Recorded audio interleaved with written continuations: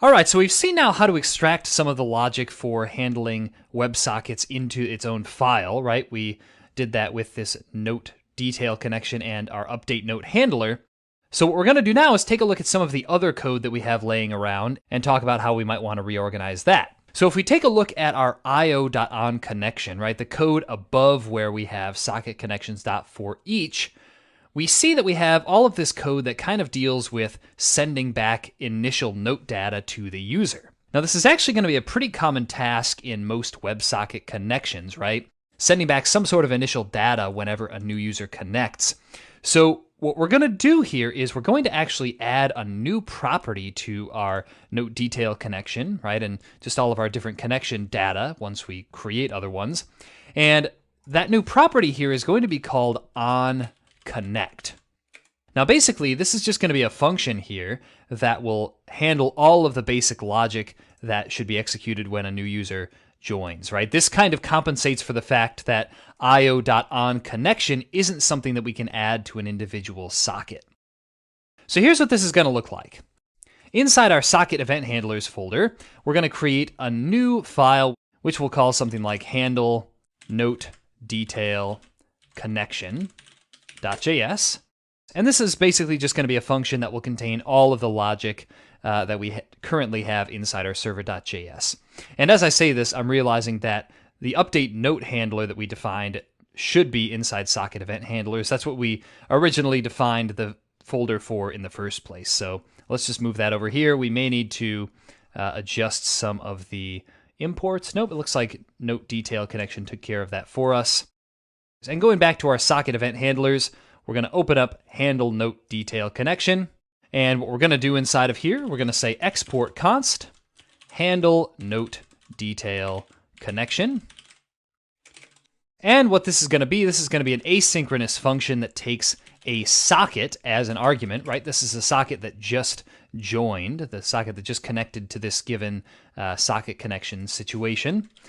And what we're going to do is basically open up our server.js file and copy all of this stuff up here, right, including the console.log, and paste that inside our handle note detail connection.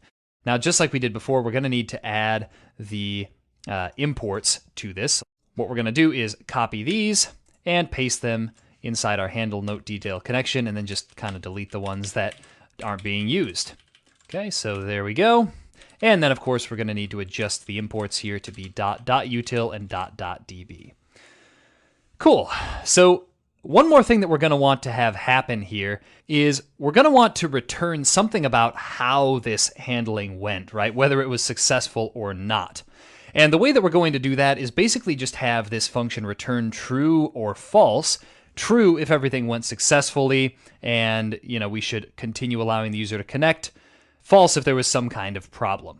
So here's what that's going to look like. Basically, whenever something goes wrong, right, if the user isn't the owner or if the user doesn't have permission, we're going to emit an error and we'll say return false, right, because everything did not go as expected.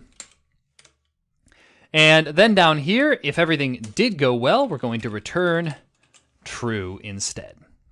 Okay, so that is our handle note detail connection function. Let's go back to our socket, or our note detail connection rather, and we're going to add this handle note detail connection function as this onConnect property. So we'll say handle note detail connection, and that should take care of connecting for us. So what we have to do now is we're going to go down to io.on.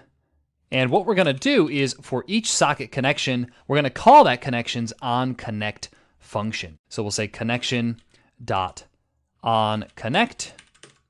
And we're going to call that, of course, with the socket that just connected. And since this is asynchronous, we're going to want to say await inside of it. And actually, that's probably going to pose a problem with for each here. So let's change this to a for of loop. We'll say for let connection of socket connections, and we're going to put this stuff inside of there. That will allow us to use this await thing there. Okay, everything else is going to be pretty much the same. So now that we've done that, let's give this thing a spot check. We're going to, first of all, check and make sure that there's no typos or anything like that. It looks like we're doing pretty well here. So let's take a look at our app in the browser. So let's just refresh these things to see if they both still work. Looks like everything's still working there. Let's click on edit. And if we edit these, we should see that everything still works like before as well.